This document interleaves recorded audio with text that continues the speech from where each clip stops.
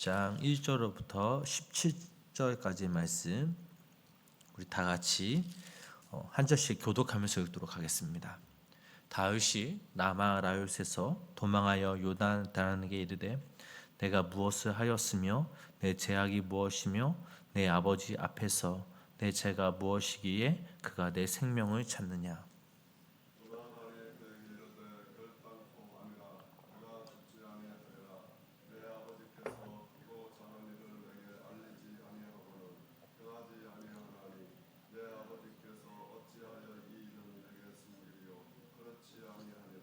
다윗이 또 맹세하여 이르되 내가 내게 은혜 받은 줄을 내 아버지께서 밝히 알고 스스로 이르기를 요나단이 슬퍼할까 두려운즉 그에게 이것을 알리지 아니하니라 함이니라. 그러나 진실로 여호와의 살아계심과 내 생명을 두고 맹세하노니 나와 죽음의 사이는 한 걸음뿐이니라.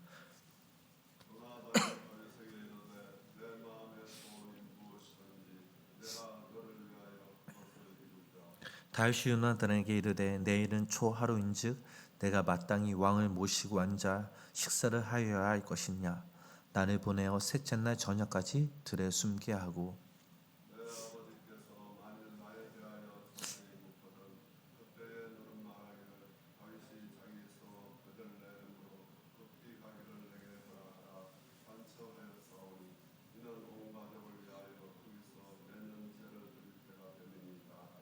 그의 말이 좋다 하면 내 종이 평안하려니와 그가 많이 노하면 나를 해하려고 결심한 줄을 알지니.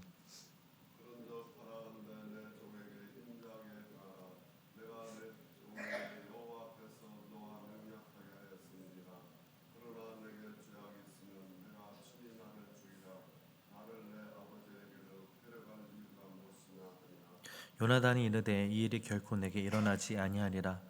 내 아버지께서 너를 해치려 확실히 결심한 줄 알면 내가 내게 와서 그것을 내게 이르지 아니하겠느냐 하니.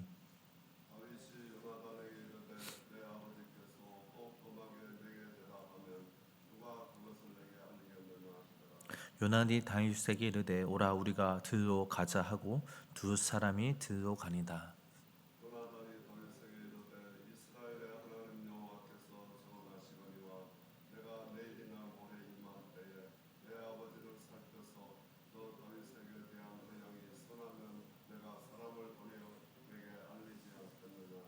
그러나 만일 내 아버지께서 너를 해치려 하는데도 내가 이 일을 내게 알려주어 너를 보내어 평안히 가게 하지 아니하면 여호와께서 나 요나단에게 벌을 내리시고 또 내리시기를 원하노라. 여호와께서 내 아버지와 함께 하신 것 같이 너와 함께 하시기를 원하노니.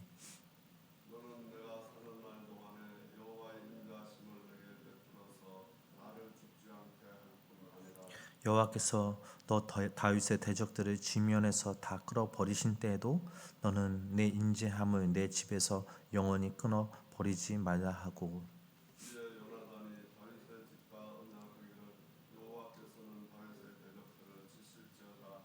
함께 읽겠습니다. 다윗에 대한 요나단의 사랑이 그를 다시 맹세하게 하였으니 이는 자기 생명을 사랑함 같이 그를 사랑함이었더라. 아멘. 오늘도 살아계신 하나님의 은혜와 사랑이 우리 성도님들 삶 가운데 또 가정 가운데 함께 하시기를 주님의 이름으로 간절히 축원합니다. 오늘 이 본문 이 말씀은 요나단과 다윗의 관계를 또 사울과 요나단의 관계를 통해 본문이 말하려고 하는 것이 무엇인지 우리가 한번 함께 살펴보도록 하겠습니다. 요나단은 자신의 아버지 사울이 자신이 가장 사랑하고 아끼는 친구 다윗을 죽이려 한다는 그 사실을 믿기 어려웠습니다. 요나단이 기억하고 있는 아버지 사울은 아들과 많은 대화를 나누었던 자상의 그런 아버지였습니다. 2절 말씀 우리 함께 읽어보실까요? 20장 2절 말씀입니다. 함께 읽어보실까요? 요나단이 그에게 이르되 결탄코 내가 죽지 아니하니라. 내 아버지께서 크고 작은 일을 내게 알리지 아니하고는 행하지 아니하나니 내 아버지께서 어찌하여 이 일은 내게 숨기리요 그렇지 아니하리라. 자, 요나단의 말에 따르면 사울은 자신의 생각에 대해 자주 요나단과 이야기했습니다. 중요한 일이든 그렇지 않든 사울과 요나단 이 부자는 많은 대화를 나누는 사이였죠. 사울이 요나단을 불러 이런저런 이야기를 나누는 장면을 또한 우리가 상상할 수 있습니다. 사울과 요나단 바로 두 사람 그 사이에 신뢰가 있었기 때문이죠. 비록 악령에 시달린다고 하는 요나단에게는 여전히 아버지에 대한 믿음이 있었습니다. 평소 요나단이 알고 있던 아버지는 다윗을 죽이고자 하는 생각이나 의도가 없었습니다. 있었다면 요나단에게 기뜸을 했으리라는 그런 요나단의 생각이었습니다. 그러나 몇 번씩 목숨의 위협을 느낀 이 다윗은 자신의 다급한 처지를 요나단에게 호소하죠. 자, 1절 말씀, 본문 1절 말씀도 우리 함께 읽어보실까요? 1절 말씀 함께 읽어보겠습니다. 다윗이 라마 라윗에서 도망하여 요나단에게 이르되 내가 무엇을 하였으며 내 죄악이 무엇이며 내 아버지 앞에서 내 죄가 무엇이기에 그가 내 생명을 찾느냐.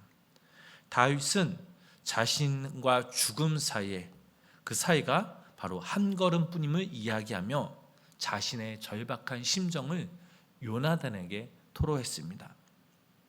요나단은 진심으로 다윗의 입장을 동정하고 다윗의 편에 그를 도와주고자 했습니다.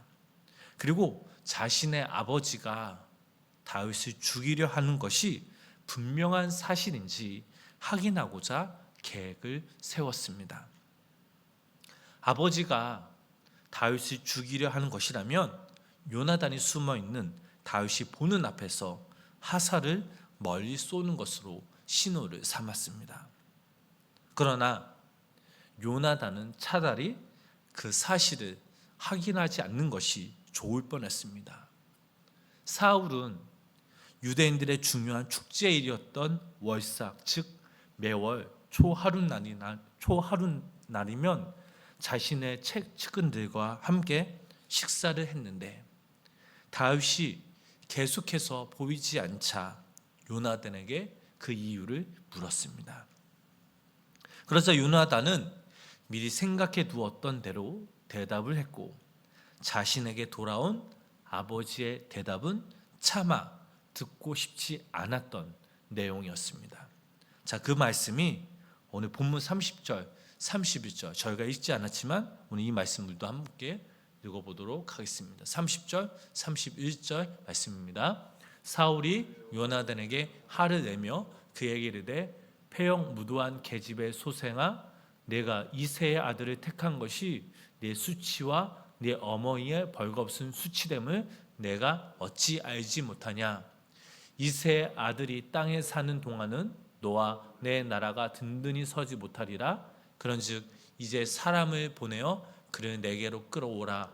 그는 죽어야 할 자인이라 한지라. 사울은 해서는 안 될 말을 뱉어버렸습니다.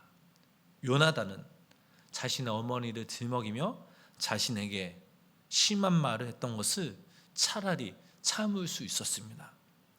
그러나 다윗을 죽이고자 하는 아버지 사울의 본심을 직접 들었을 뿐만 아니라 다윗을 위해 변호하는 자신에게까지 단창을 던지는 아버지의 그 모습에 크게 충격을 받고 슬픔에 빠졌습니다. 33절, 34절도 함께 그 말씀 읽어보실까요? 사울이 요나단에게 단창을 던져 죽이려 한지라. 요나단이 그의 아버지가 다윗을 죽이기로 결심한 줄 알고 심히 노하여 식탁에서 떠나고 그 달의 둘째 날에는 먹지 아니하였으니 이는 그의 아버지가 다윗을 욕되게 하였으므로 다윗을 위하여 슬퍼함이었더라. 아멘. 한편으로는 아버지에 대한 실망과 분노로 또 한편으로는 다윗에 대한 슬픔에 요나단은 식음을 전폐할 정도였습니다. 국정을 비롯한 크고 작은 일들에 대해 함께 이야기하던 부자지간의 정겨움과 신뢰는 이미 깨져 있고 사울은 요나단에게 씻을 수 없는 상처를 남기고 말았습니다. 요나단이 그 아버지의 심한 말을 듣는 순간 식탁을 박차고 일어나는 장면은 단지 요나단 개인의 감정만을 나타내고 있지 않습니다. 이미 하나님과 관계가 단절된 사울은 주변에 가까이 있던 사람들조차 하나둘씩 떠나가고 있었음을 알지 못하고 있었던 거죠. 가장 먼저 자신을 왕으로 세워준 사무엘이 떠나가 버렸습니다. 그리고는 자신의 딸 미갈도 다윗을 사랑하며 아버지를 배신하고 말았습니다. 이번에는 마음을 터놓고 이야기하던 아들 요나단마저 떠나가고 말았습니다. 떠나가기보단 사울 주변의 모든 관계가 점차 깨지고 있는 것이죠. 이렇게 사울 주변의 모든 관계가 하나둘씩 깨어진 근본적인 이유에 대해 사무엘이 지적한 바 있습니다. 그 말씀이 15장 23절 말씀이죠. 왕이 여호와의 말씀을 버렸으므로 여호와께서도 왕을 버려 왕이 되게 하지 못하셨나이다. 사람의 중심을 보시는 하나님께서는 하나님을 사랑하는 자, 곧 하나님의 말씀을 사랑하는 자의 내면에 머물기를 기뻐하시는 분이십니다. 그러나 사울은 단 한 번도 하나님에 대해 깊이 묵상한 적이 없었습니다. 왕이 된 그 순간에는 물론 하나님의 도우심으로 숱한 전쟁에서 승리를 거둔 이후에도 그는 자신에게 주어진 복과 성공이 어디에서 왔는지 단 한 번도 생각해 보지 않았습니다. 본문에서도 사울은 자신의 지위를 자신의 가정을 위한 특권 정도로 한정시키고 말았습니다.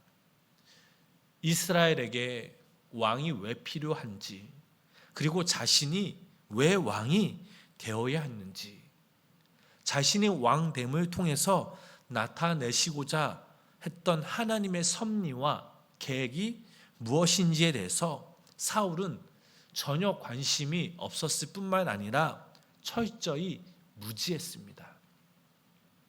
하나님에 대한 무관심과 무지에 빠져 있던 사울에게 권력은 사람을 죽이는 도구에 지나지 않았습니다. 이러한 사람 주위에 있는 신실한 사람들이 그를 떠나는 것은 어찌 보면 당연한 일입니다. 자, 이것이 오늘날 우리가 경계해야 하는 모습이죠.